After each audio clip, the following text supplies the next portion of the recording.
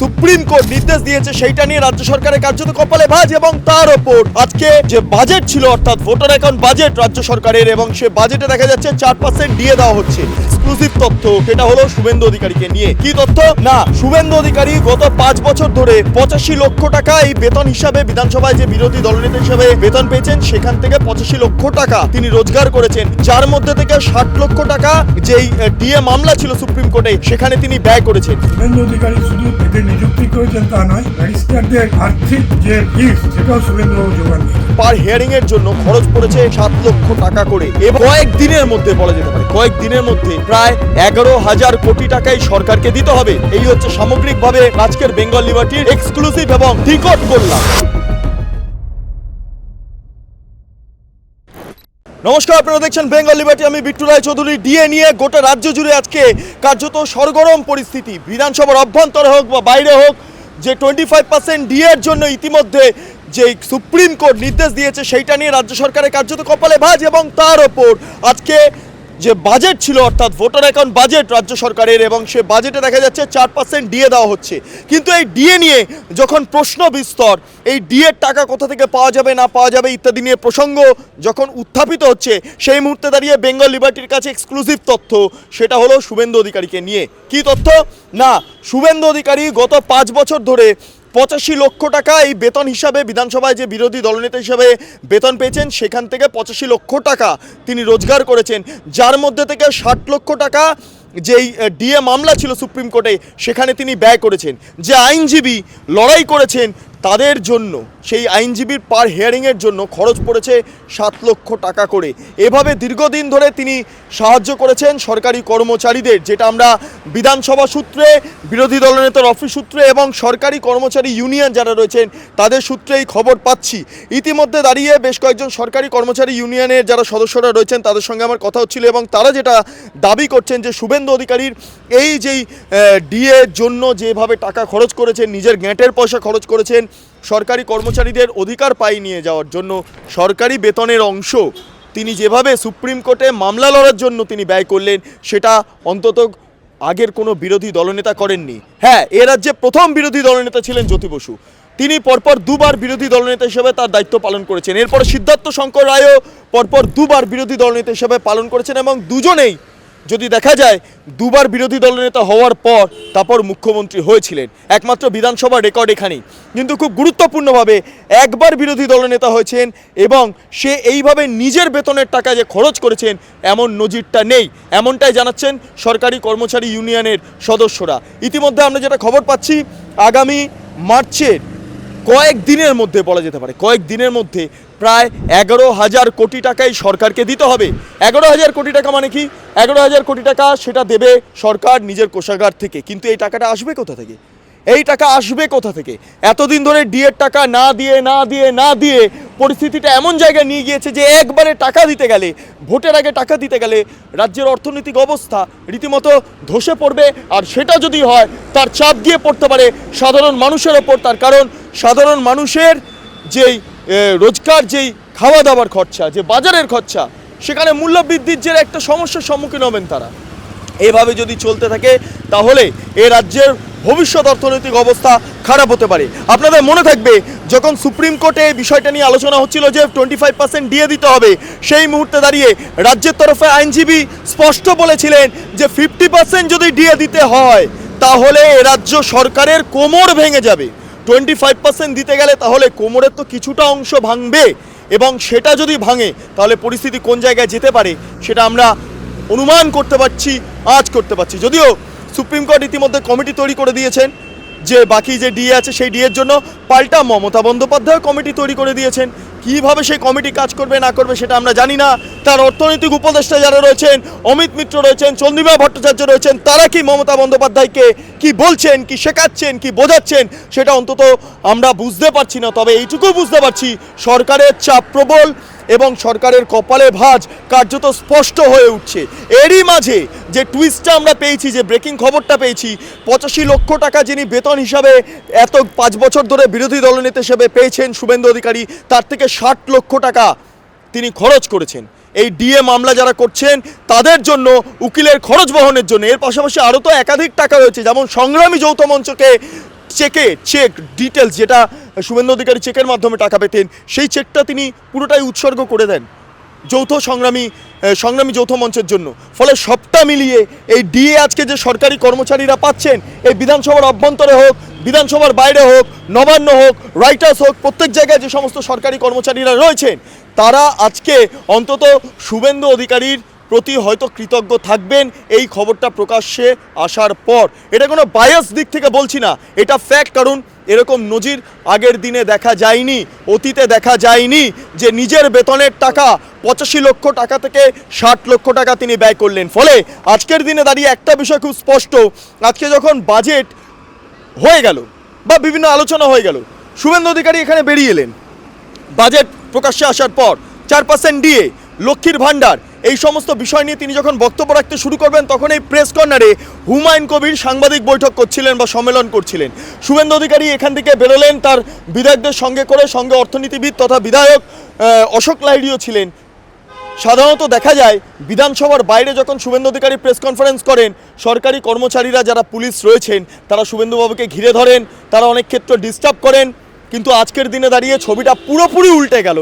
কোনো পুলিশ কর্মীকে দেখা গেল না শুভেন্দু অধিকারীকে আটকানোর জন্য সক্রিয় ভূমিকা পালন করছেন, কোনো পুলিশ কর্মীকে দেখা গেল না। কারণ অনেক পুলিশ কর্মীর কাছে এই খবরটা রয়েছে যে শুভেন্দু অধিকারীর জন্যই আজকে এই যেই বড়সড় যে অ্যামাউন্টটা বা সরকারি কর্মচারীরা যে 25% ডিএটা পেতে পারেন সুপ্রিম কোর্টের নির্দেশ মোতাবেক, তার নেপথ্যে যে সহায়তাটা রয়েছে, আর্থিক সহায়তা, সেটা বিরোধী দলনেতা শুভেন্দু অধিকারীর। এবং সেই কারণের জন্য তিনি যখন এই চত্বরে দাঁড়িয়ে, ঠিক আমি এখন যেখানে দাঁড়িয়ে আছি এখানে দাঁড়িয়ে প্রেস কনফারেন্স করছিলেন, পাশে আরেকটি প্রেস কনফারেন্স চলছে, বিধানসভার এটি 2 নম্বর গেট, এখান থেকে যখন গাড়িগুলো বেরোতে পারছিল না, শাসক দলের বিধায়কদের গাড়ি এবং তার পাশাপাশি বিরোধী বিধায়কদের গাড়ি, তখনও পুলিশের তরফে কোনো বাধা দেওয়া হলো না। শুভেন্দু অধিকারী এখানে প্রেস করলেন। তারপর দ্বিতীয় দফাতে যখন হুমায়ুন কবির বেরিয়ে চলে গেলেন, তখন এখানে দাঁড়িয়ে প্রেস করে তিনি সেই কথাটাই বললেন যেটা আমরা বলছি, যে ডিএর নেপথ্যে যেভাবে এখানে 4% দেওয়া হয়েছে সেটা ইমপ্লিমেন্ট করা আদৌ কি সম্ভব হবে, এইটাই হচ্ছে সবচেয়ে বড় প্রশ্ন। পাশাপাশি যে 25% ডিএটা রয়েছে, সেই ডিএটার ভবিষ্যৎ এ রাজ্যে মানুষের ওপর কীরকম প্রভাব ফেলবে সেটা নিয়েও একটা প্রশ্নচিহ্ন থেকে যাচ্ছে, যেগুলো তিনি উত্থাপন করেছেন। আমরা দেখতে পাচ্ছি একের পর এক সরকারি কর্মচারীরা যারা রয়েছেন বা অন্যান্য যারা বিধায়করা রয়েছেন তারা ইতিমধ্যে বেরিয়ে গিয়েছেন। তবে আজকের দিনে দাঁড়িয়ে যে ভোট অন অ্যাকাউন্ট বাজেট হলো, সেই বাজেটে সরকারি কর্মচারীদের 4% ডিএর যে বিষয়টা, সেটা সামগ্রিকভাবে আমরা দেখতে পাচ্ছি বিধানসভার যিনি সচিব রয়েছেন তিনি এই মুহূর্তে বেরিয়ে যাচ্ছেন বিধানসভা থেকে। তো আজকে বিধানসভার অভ্যন্তরে যেই পরিস্থিতিটা তৈরি হলো, যে প্রেক্ষাপটটা তৈরি হলো, যা আমরা চাক্ষুষ করলাম, তাতে একটা বিষয় স্পষ্ট, হ্যাঁ 11,000 কোটি টাকা রাজ্য সরকারকে দিতে গেলে চাপ তো হবে স্বাভাবিকভাবে, কারণ প্রচুর টাকা তো লুটে পুটে নিয়ে নেওয়া হয়েছে, প্রচুর টাকা এদিক ওদিক থেকে ব্যয় হয়েছে। এবার কোন খাত থেকে নিয়ে এই যে গ্যাপটা পূরণ করবে সেটা নিয়ে রাজ্য সরকার ইতিমধ্যে চিন্তিত, মমতা বন্দ্যোপাধ্যায় চিন্তিত, চন্দ্রিমা ভট্টাচার্য চিন্তিত, অমিত মিত্র চিন্তিত। কিন্তু তার সঙ্গে একটা খবর আরও যুক্ত করতে হচ্ছে যে 4% ডিএ পেয়ে রাজ্য সরকারি কর্মচারীরা খুব একটা খুশি নয়, যতটা খুশি হয়েছেন সুপ্রিম কোর্টের রায়ের পর। এবং সেটা যখন জানছেন যে শুভেন্দু অধিকারী নিজের গ্যাঁটের পয়সা খরচ করে এই গোটা বিষয়টা কার্যকর করেছেন, এই লড়াইটা লড়েছেন সরকারি কর্মচারীদের সঙ্গে, সেই মুহূর্তে দাঁড়িয়ে এই সরকারি কর্মচারীদের মুখে হাসি আরও চড়া হয়ে গিয়েছে। আমরা দেখতে পাচ্ছি যে তারা বেরোচ্ছেন এবং বেশ আস্তে আস্তেই বেরোচ্ছেন। এই হচ্ছে সামগ্রিকভাবে আজকের বেঙ্গল লিবার্টির এক্সক্লুসিভ, এবং ডিকোড করলাম এই সমস্ত ইস্যুগুলোকে ডিকোড করলাম। আজকে মহামান্য সুপ্রিম কোর্ট 2 মাননীয় বিচারপতি সঞ্জয় কারোল এবং প্রশান্ত মিশ্র মহাশয় ঐতিহাসিক রায় দিলেন। আপনারা ইতিমধ্যেই জেনে গেছেন রায়ের বিষয়বস্তু। 31শে মার্চের মধ্যে 25% বকেয়া ডিএ রোপা 2009-এর 2008 থেকে 2019 এই মেয়াদে 25% 31শে মার্চের মধ্যে দিতেই হবে, এবং পাশাপাশি 75% 4 জনের যে কমিটি করা হয়েছে সেই কমিটি 6 মার্চের মধ্যে রাজ্য সরকারের সঙ্গে কথা বলে 14ই এপ্রিল সুপ্রিম কোর্টের কাছে কমপ্লায়েন্স রিপোর্টটা দেবেন, এবং সুপ্রিম কোর্ট সেদিন মামলার শুনানি হবে। যারা অনেকেই হতাশাগ্রস্ত হয়ে পড়েছিলেন, যারা অনেকেই মনে করেছিলেন সুপ্রিম কোর্ট শেষ পর্যন্ত কী রায় দেবে, তারিখ পে তারিখ হয়েছে, আজকে কিন্তু তাদেরও হতাশা কাটলো। আমরা কিন্তু এতটুকু বিচলিত ছিলাম না, কারণ আমরা ট্রাইব্যুনাল থেকেই সরকারি কর্মচারী পরিষদ মামলার লড়াই চালিয়ে এসেছি। আমরা জানি ধৈর্যের সঙ্গে সাহসের সঙ্গে লড়াইটা কীভাবে চালিয়ে যেতে হয়, এবং আমাদের এই লড়াই চালাবার পেছনে আমরা যেহেতু ভারতীয় জনতা পার্টির বিচারধারায় সম্পৃক্ত, ভারতীয় জনতা পার্টির নেতৃবৃন্দ, রাজ্য সভাপতি সমীর ভট্টাচার্য, পূর্ববর্তী রাজ্য সভাপতি সুকান্তবাবু, তারও আগে দিলীপবাবু, রাহুলবাবু সিনহা মহাশয়দের কাছে যেমন কৃতজ্ঞ, সর্বাধিক কৃতজ্ঞ আমরা বিরোধী দলনেতা শুভেন্দু অধিকারী মহাশয়ের কাছে।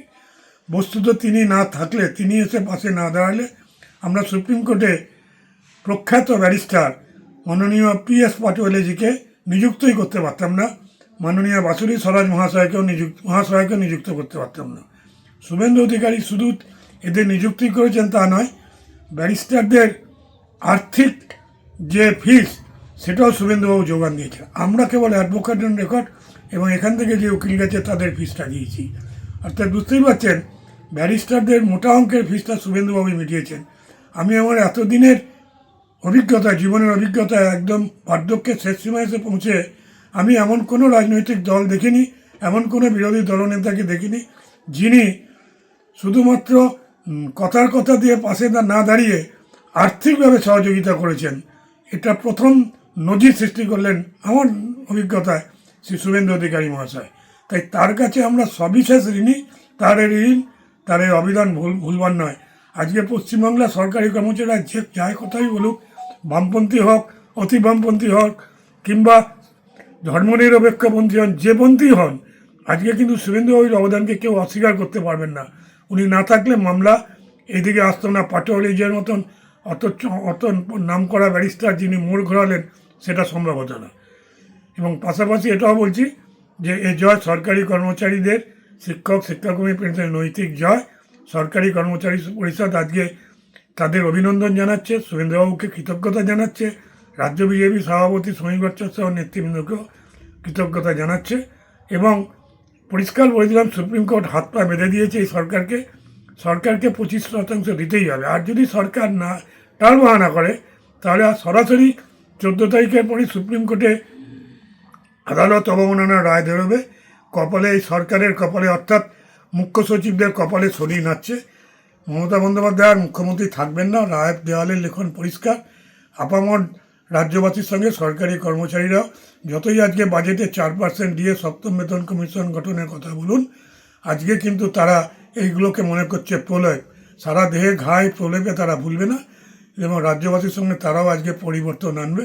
পরিবর্তন এসে গেলে বিজেপির ক্ষমতায় আসবে এবং বিজেপি ক্ষমতায় এলে সরকারি কর্মচারীদের ডিএ নিয়ে সমস্যা থাকবে বলে আমাদের মনে হয় না। আমাদের লড়াই চলছে। আমরা যে কোনো প্রতিকূল পরিস্থিতি ফেস করতে রাজি। তবে সরকারের বিপদ ঘনিয়ে আসছে যদি সরকার এখনও সুপ্রিম কোর্টের রায় মান্যতা না দেন। মুখ্যমন্ত্রী যদি সেই কথা বলেন ডিএ মামলা শেষ হবে না, ডিএ মামলারও শেষ হবে। মুখ্যমন্ত্রী যখন গদির থেকে শেষ হয়ে যাবে, গদির মেয়াদ, ডিএ মামলাও সেদিন শেষ হয়ে যাবে এবং সেই দিনটা খুব দূরে নয়। বন্ধুরা দেখছিলেন বেঙ্গল লিবার্টি। যদি চ্যানেলটি ভালো লাগে অবশ্যই লাইক করুন, সাবস্ক্রাইব করুন, শেয়ার করুন, আপনাদের মতামত কমেন্ট সেকশনে জানান।